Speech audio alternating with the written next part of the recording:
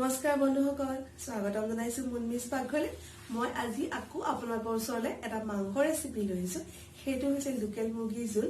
মই আজি এই লোকেল মুৰ্গীৰ জোলখনত একদম কম মছলা দি বনাইছো আৰু খাবলৈও বহুত সোৱাদ হৈছে। তেতিয়াহ'লে আহকচোন চাওঁ মই কেনেকৈ বনাইছো লোকেল মুৰ্গীৰ জোলখন। আৰু মোৰ চেনেলটো যদি আপোনালোকে চাই ভাল পায় তেতিয়াহ'লে লাইক, কমেণ্ট আৰু ছাবস্ক্ৰাইব কৰিবলৈ একদম নাপাহৰিব।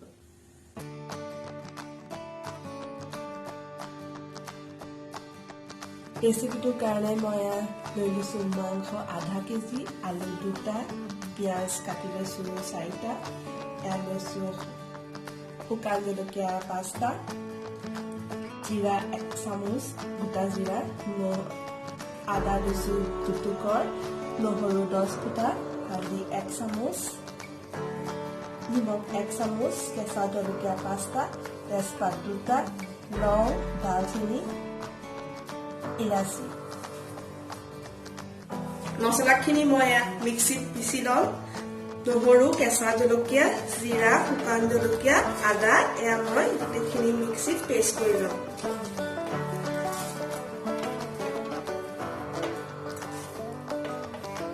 কেৰাহীত মই তেল দিছোঁ। এয়া মোৰ তেল গৰম হৈছে।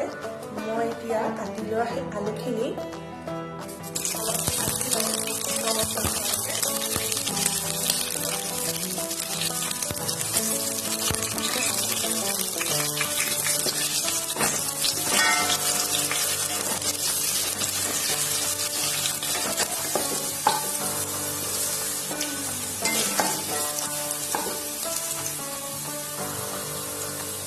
মোৰ আলু ভজা হৈ গ'ল। মই এয়া এতিয়া কাঢ়ি লম।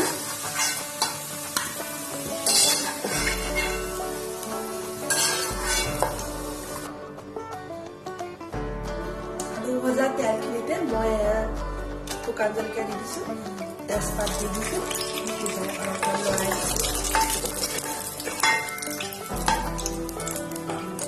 মই এতিয়া এয়া পিচি লোৱা আদা নহৰু পেষ্টখিনি তাত দি দিম।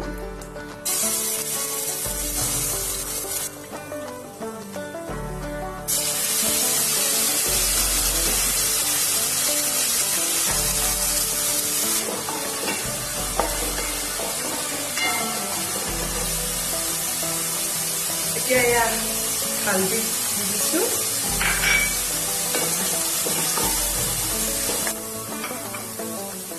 মছলাখিনি এয়া ভজা হৈ গৈছে। মই এয়া মাংস দি দিছো।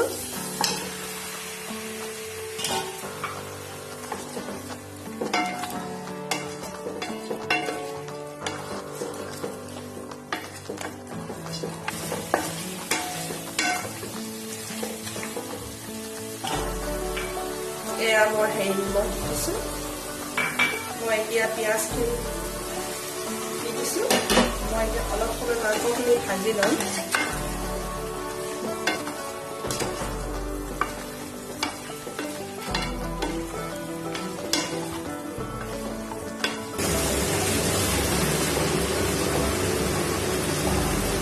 মই এতিয়া ভজা সেই আলুখিনি মাংসত দি দিম।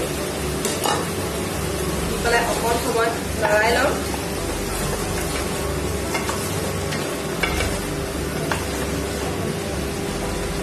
মই এতিয়া ঢাকোন মাৰি দিছো। ঢাকোন মাৰি পেলাই মই সেই অলপ সময় কম জুইত মাংসখিনি থৈ দিম।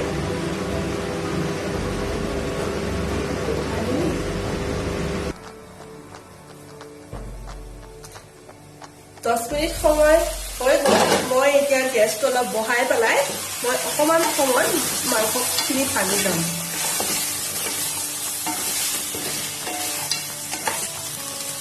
মাংসখিনি এয়া ভজা হৈ গৈছে। মই এতিয়া অলপ পানী দি দিছো।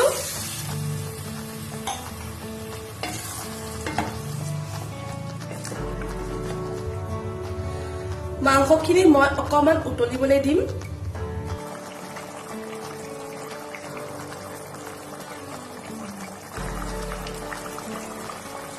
এয়া মোৰ মাংস হৈ গৈছে। মই এতিয়া এয়া গৰম মছলা দি দিছো। দি পেলাই এতিয়া মই গেছটো অফ কৰি থৈ দিম।